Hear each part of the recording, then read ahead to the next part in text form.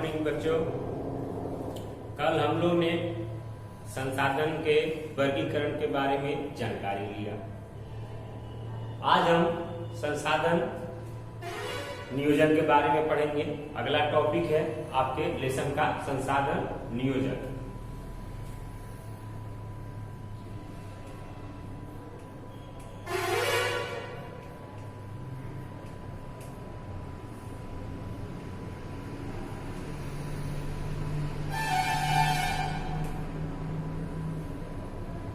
संसाधन नियोजन देखिए, किसी भी राष्ट्र के विकास के लिए संसाधनों का होना बहुत ही आवश्यक है। उसके बाद संसाधनों का सही उपयोग, सुनियोजित उपयोग बहुत आवश्यक है।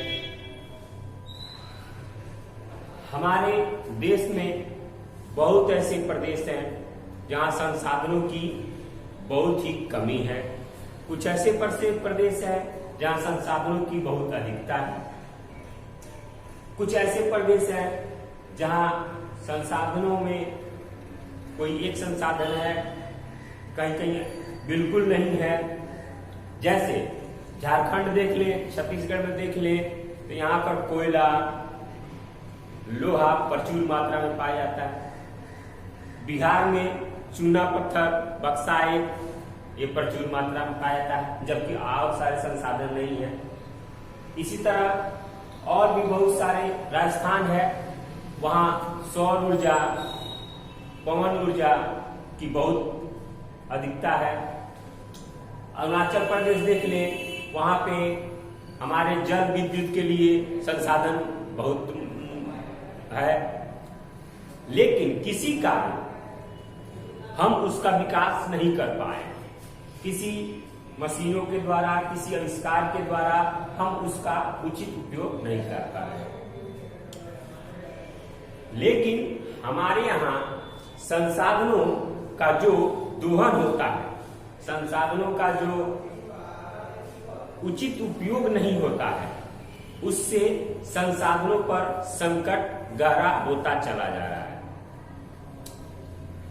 जैसे मान लीजिए जल संकट। जल संकट में हम देखते हैं जल को हम कितना बर्बाद करते हैं, जबकि आने वाले समय में आने वाली पीढ़ी के लिए जल की समस्या उत्पन्न होती जा रही है।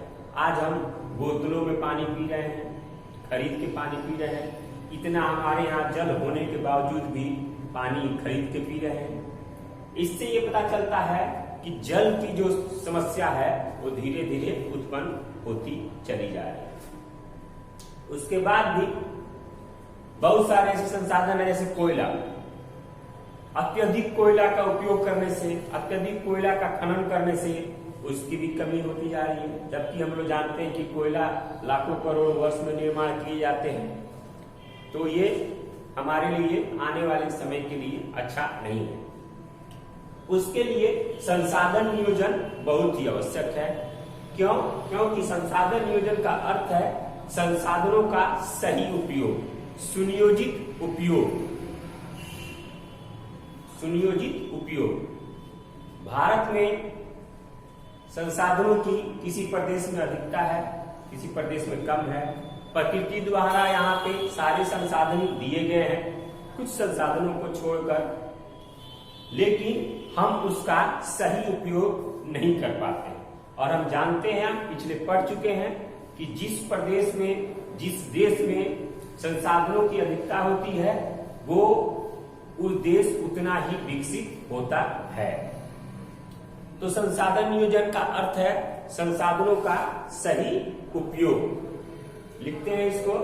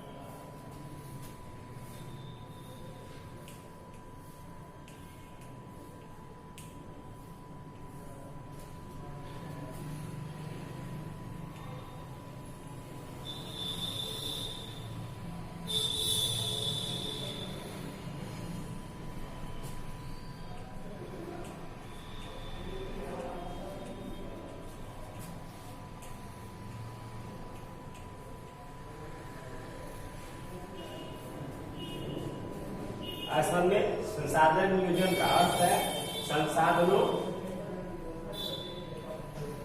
का विवेकपूर्ण, सुनियोजित तथा सही उपयोग, इसे हम संसाधन नियोजन करते हैं। भारत जैसे देश में संसाधन नियोजन बहुत ही आवश्यक है। भारत जैसे देश में संसाधनों का नियोजन बहुत जरूरी है, क्योंकि यहाँ पर संसाधनों का कुछ संसाधनों का यहाँ सीमित भंडार है, जबकि यहाँ जनसंख्या बहुत सघन है, तो संसाधनों का बहुत ज्यादा यहाँ पर दुरुपयोग होता है। संसाधनों का दो भागों में बंटवारा, एक संपन्न लोग उसका अत्यधिक दोहन करते हैं, जो विपन्न लोग हैं, जो कमजोर लोग हैं, जो गरीब लोग हैं, वो संसाधन के पास नहीं पहुंच पाते हैं। तो संसाधनों का उपयोग कुछ खास लोगों के पास पहुंच गया है, जिससे उसका बहुत ही अत्यधिक दोहन होता है। तो हमारे देश में संसाधनों का नियोजन बहुत ही एक जटिल क्रिया है, जटिल प्रक्रिया है, जिसको हम लोग को उस प्रक्रिया को खत्म करना है, संसाधनों का सही उपयोग करना है।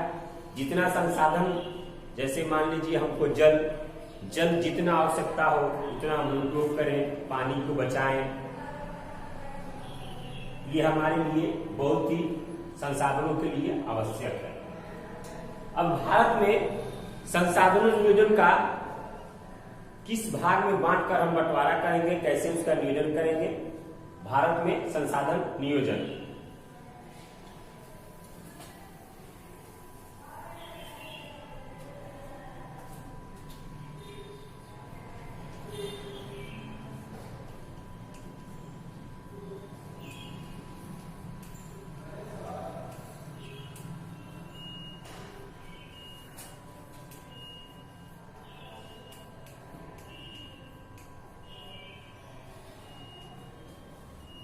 भारत में संसाधन नियोजन।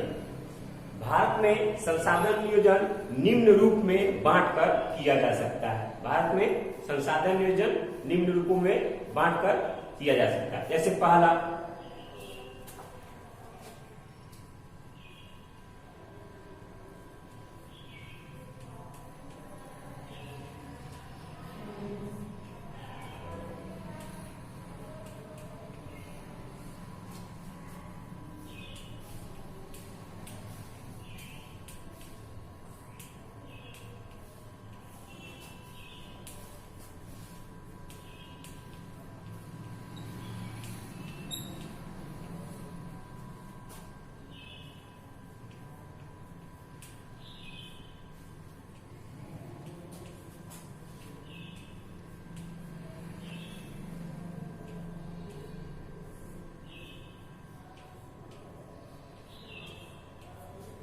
विभिन्न संसाधनों का वर्गीकरण करना और उसका सर्वेक्षण कराना। दूसरा,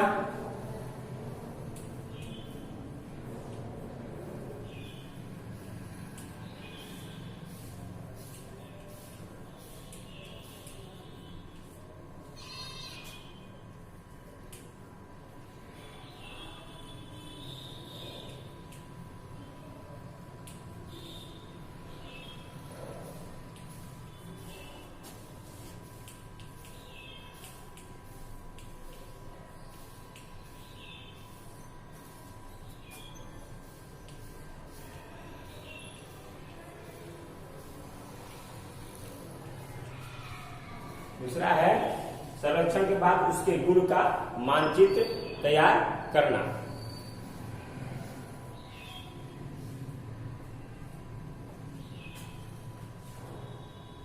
तीसरा,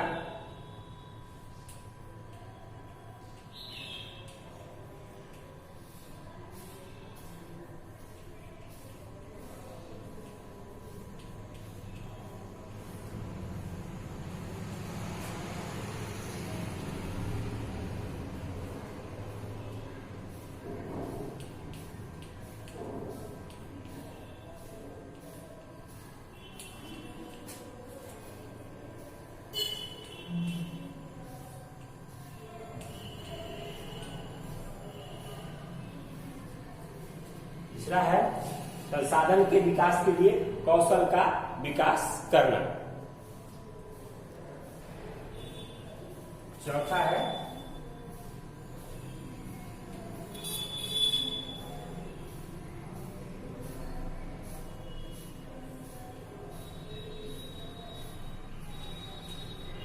संसाधन विकास तथा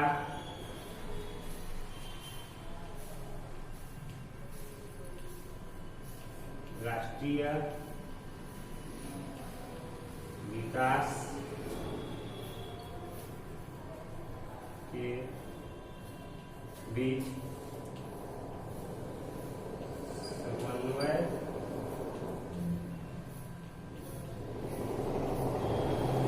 स्थापित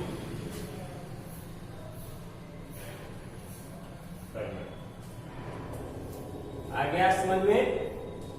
देखिए, पहला विभिन्न प्रदेश के संसाधनों का वर्गीकरण का संरक्षण करना। सरकार को ये चाहिए संसाधन नियोजन में कि प्रदेश के जितने भी संसाधन हैं, देश के अंदर जितने भी संसाधन हैं, सबका एक सर्वेक्षण कराना, उसका वर्गीकरण करना। दूसरा है सर्वेक्षण के बाद उसके गुण का मानचित्र करना। हर संसाधन के उसके गुण के अनुसार उसका एक मानचित्र तैयार करना। संसाधन के विकास के लिए कौशलों का विकास करना, यानी मनुष्यों के, आदमियों के लिए, मानव के लिए, देश के लोगों को एक कौशल प्रदान करना कि किस संसाधन का उपयोग हमें किस तरह करना है। संसाधन विकास का राष्ट्रीय विकास के बीच समन्वय स्थापित करना, यानी राष्ट्रीय जो विकास होता है उस विकास में और संसाधन के विकास के बीच में एक समन्वय स्थापित करना, एक समानता विकास करना, जिससे कि संसाधनों का विकास राष्ट्रीय विकास के साथ साथ उचित सुनियोजित तरीके से हो सके। लिखिए आप लोग।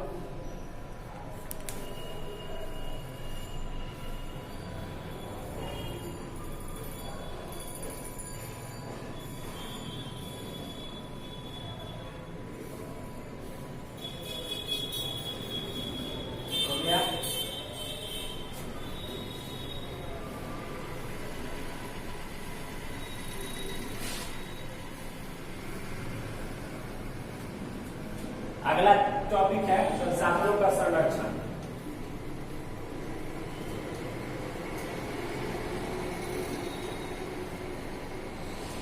संसाधनों का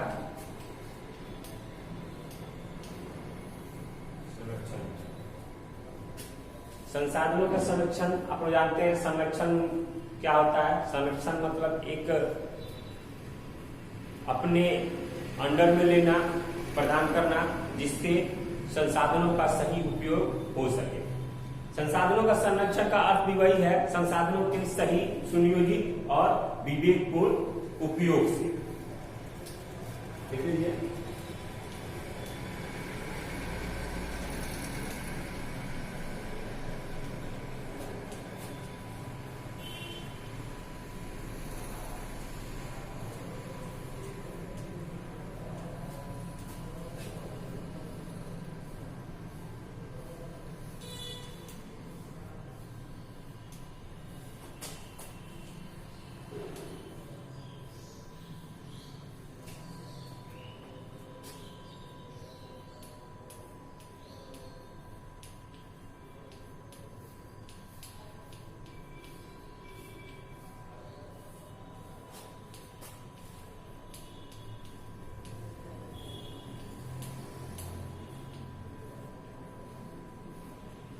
संरक्षण का अर्थ संसाधनों के विवेकपूर्ण एवं सुनियोजित उपयोग से है।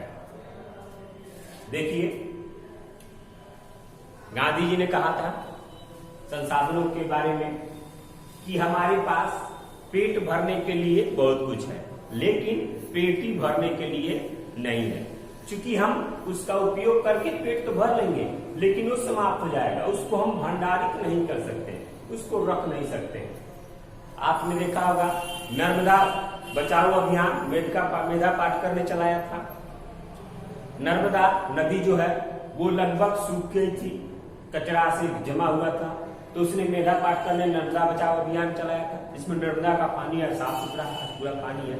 हमारे यहाँ गंगा बचाओ अभियान चलता है, गंगा को संरक्षण प्रदान किया गया है। उसी तरह आप जानते हैं सुंदरलाल बहुगुणा के नेतृत्व में पेड़ को कटने से बचाने के लिए संरक्षण प्रदान किया गया था। चिपको आंदोलन चलाया गया था सुंदरलाल बहुगुणा के नेतृत्व में।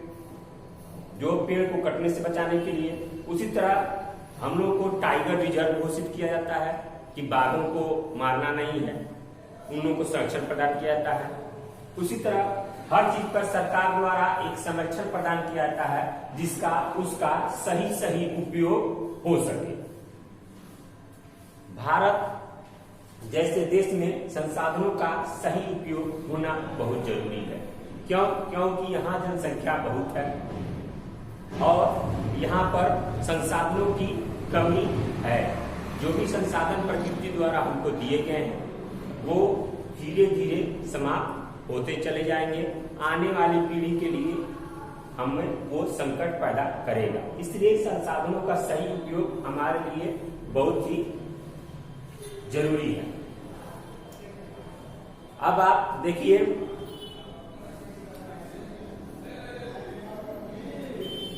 उन्नीस सौ 72 में स्टॉकहोम में पर्यावरण संतुलन के लिए 1972 में प्रथम विश्व शिखर सम्मेलन स्टॉकहोम में हुआ था। विश्व शिखर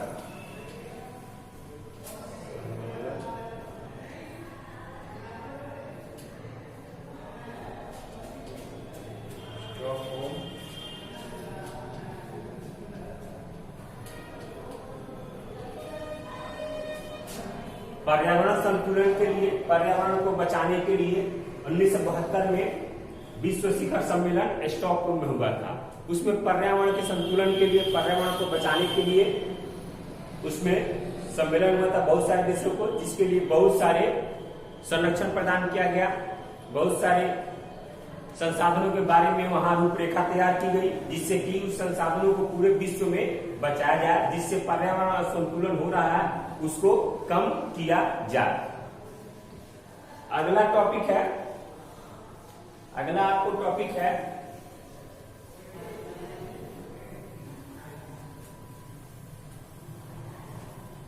सतत विकास।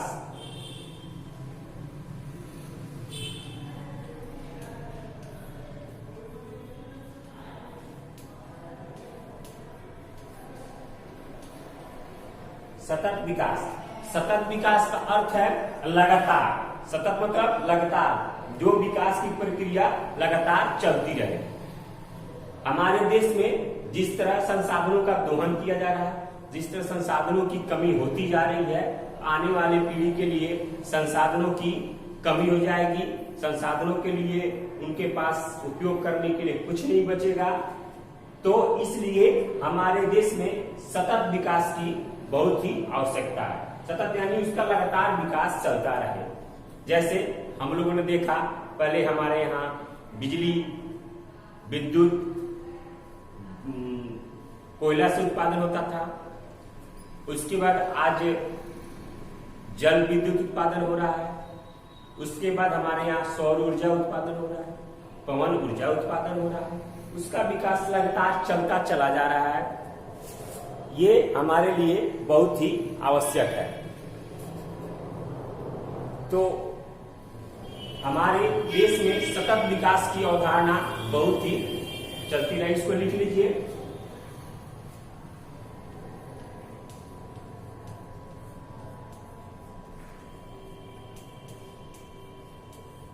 वैसा विकास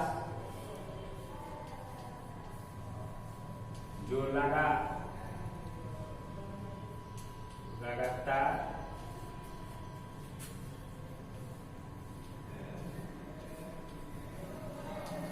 चलती रहे,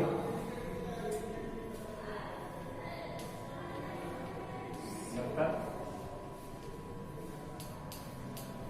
विकास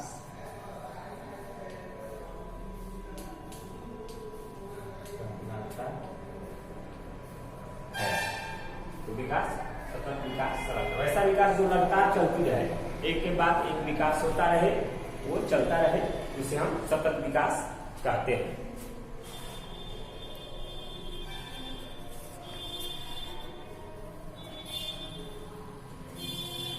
देखिए हमारा ये संसाधन चैप्टर समाप्त हो गया।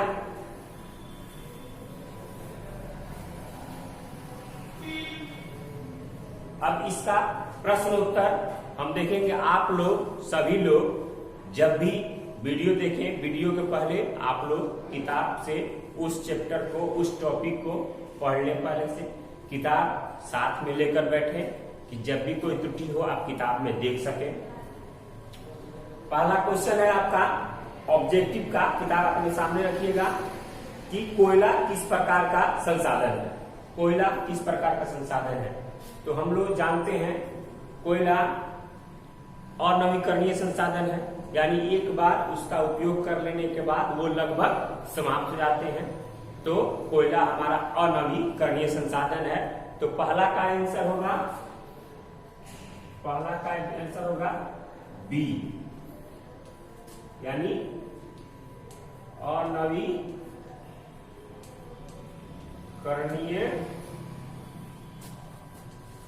संसाधन।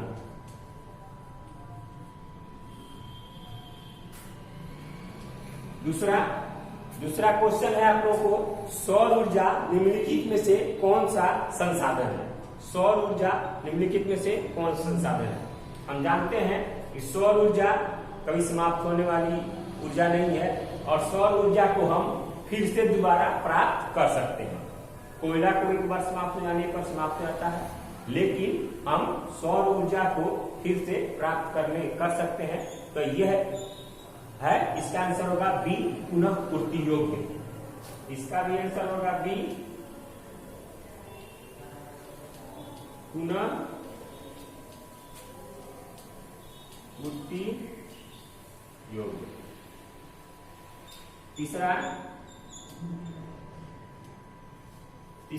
तीसरा क्वेश्चन है, तट रेखा से कितने किलोमीटर क्षेत्र सीमा अपवर्जक आर्थिक क्षेत्र कहा जाता है? तो आप लोगों को बताए थे हम कि किसी भी देश की 200 किलोमीटर महासागरीय क्षेत्र में राष्ट्रीय संसाधन के रूप में माना जाता है। तो इसका आंसर होगा आपको बी, 200 NM। इसका भी आंसर होगा बी, 200 NM।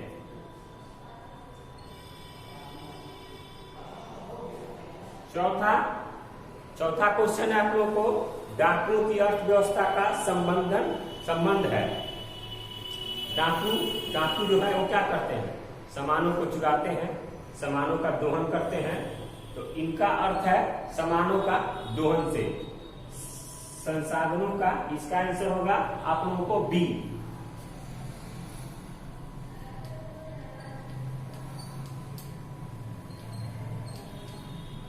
संसाधनों के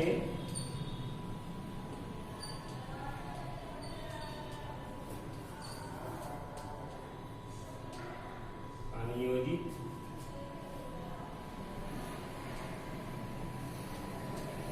दोहन से।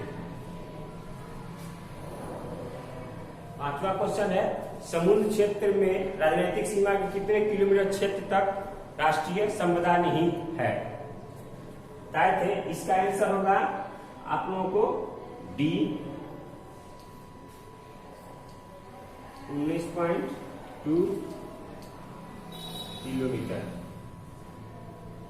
ये हो गया आप लोगों का ऑब्जेक्टिव टाइप क्वेश्चन। लघु उत्तरीय क्वेश्चन है, संसाधन को परिभाषा दीजिए। तो संसाधन का परिभाषा मैंने आप लोगों को बताया है। दूसरा क्वेश्चन है, संभावी एवं संचित कोश संसाधन में अंतर बताइए। तो संभावी एवं संचित कोश संसाधन का मैंने आप लोगों को परिभाषा लिखवा दिया है, हो जाएगा। फिर है तीसरा, संसाधन संरक्षण की उपयोगिता लिखिए। संसाधन संरक्षण भी मैंने आपको बताया, संसाधनों का संरक्षण इसलिए आवश्यक है कि उसका हम भविष्य में भी इस्तेमाल कर सके, उसके दोहन से बचा सके, उसे खत्म होने से बचा सके। इसलिए संसाधनों का संरक्षण बहुत ही आवश्यक है। अब है चौथा क्वेश्चन, संसाधन निर्माण में तकनीक की क्या भूमिका है। संसाधन निर्माण में तकनीक की क्या भूमिका, तकनीक मतलब टेक्नोलॉजी, संसाधनों के निर्माण में टेक्नोलॉजी की तकनीक की क्या भूमिका है। तो हम सब जानते हैं कि किसी भी संसाधन को हम तकनीक के द्वारा नए रूप में उसका उपयोग कर सकते हैं। तकनीक के द्वारा हम नए रूप में उसका उपयोग कर सकते हैं। जैसे मान लीजिए सौर ऊर्जा, मशीन आया, तकनीक आया, टेक्नोलॉजी आया, फोटोवोल्टाइक सेल जो है जिसको हम प्लेट करते हैं, उसके द्वारा हम ऊर्जा के रूप में प्राप्त कर रहे हैं, तो वो तकनीक हो गया। बहुत सारे ऐसे संसाधन मौजूद हैं जो तकनीक के कारण हम उसका उपयोग नहीं कर पा रहे हैं, लेकिन आने वाले भविष्य में ऐसी संभावना है कि उसका उपयोग हम तकनीक के माध्यम से कर सकते हैं। तो ये संसाधन निर्माण में तकनीक की भूमिका बहुत ही महत्वपूर्ण है। तकनीक के कारण ही किसी संसाधन को हम उपयोग में ला सकते हैं और उसके रूप को बदल सकते हैं और उसका उपयोग कर सकते हैं। दीर्घ उत्तरीय क्वेश्चन है, संसाधन के विकास में सतत विकास की व्याख्या। सतत विकास मैंने आपको बताया, वैसी विकास जो लगातार चलती रहे वो सतत विकास कहलाती है हर विकास में। उसके बाद दूसरा क्वेश्चन है, स्वामित्व के आधार पर संरक्षण के संसाधन के विभिन्न रूपों का वर्णन कीजिए। तो आपको मैंने लिखा भी दिया है, स्वामित्व के आधार पर व्यक्तिगत, सामुदायिक, राष्ट्रीय, अंतर्राष्ट्रीय संसाधन, ये मैंने आपको लिखा दिया है, आप लिख लीजिएगा और किताब में आप देख लीजिएगा। किताब जब भी वीडियो मैं बनाऊं आप किताब सामने लेकर बैठे, उससे पहले आप किताब पहले एक बार चैप्टर उसको पढ़ लें, उसके बाद आपको इस बात को समझने में आसानी होगी। अगले रोज अगले वीडियो में हम नया चैप्टर, नया लेसन, नया पाठ शुरू करेंगे। तब तक के लिए धन्यवाद।